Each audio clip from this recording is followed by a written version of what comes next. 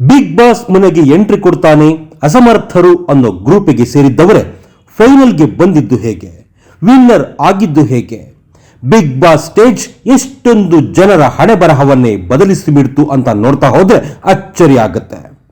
Worst ಆಗಿತ್ತು ಅಂತ ಹೇಳ್ತಾನೆ ಜನ ನೋಡಿದ ರಿಯಾಲಿಟಿ ಶೋ ಬಿಗ್ ಬಾಸ್.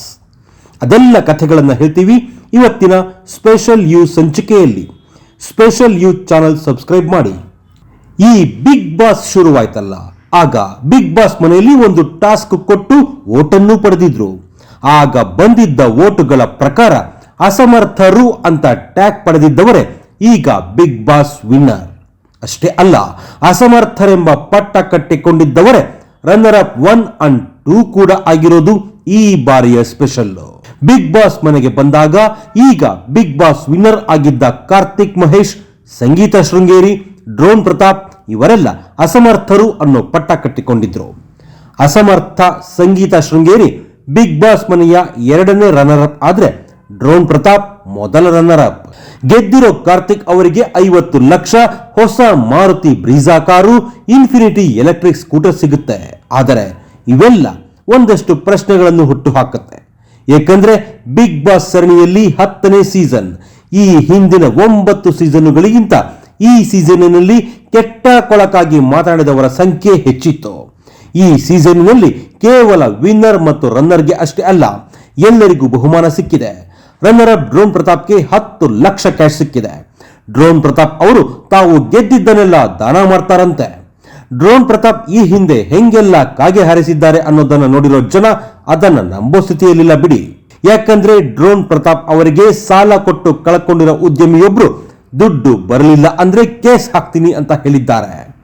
ಇಡೀ 10 ಲಕ್ಷ ಅವರಿಗೆ ಕೊಟ್ಟರು ಸಾಲ ಕ್ಲಿಯರ್ ಆಗಲ್ಲ. ಆದ್ರೆ ಮೋಸ ಮಾಡ್ತಾನೆ, ಸುಳ್ಳು ಹೇಳ್ತಾನೆ, ಡ್ರೋನ್ ಹಾರಿಸ್ತಾನೆ ಅನ್ನೋ ಹೆಸರು ಹೊತ್ಕೊಂಡು ಹೋಗಿದ್ದ ಡ್ರೋನ್ ಪ್ರತಾಪ್ ಹೊರಗೆ ಬರೋ ಹೊತ್ತಿಗೆ ಅಯ್ಯೋ ಪಾಪ, ಏನು ಗೊತ್ತಿಲ್ಲ, ಅಮಾಯಕ ಅನ್ನೋ ಬ್ರ್ಯಾಂಡ್ ಹಾಕೊಂಡಿದ್ದು ಈ ಬಾರಿಯ ವಿಶೇಷ. ಇನ್ನು 2ನೇ ರನ್ನರ್ ಅಪ್ ಸಂಗೀತ ಶೃಂಗೇರಿಗೆ 7 ಲಕ್ಷ ಕ್ಯಾಶ್ ಸಿಕ್ಕಿದೆ.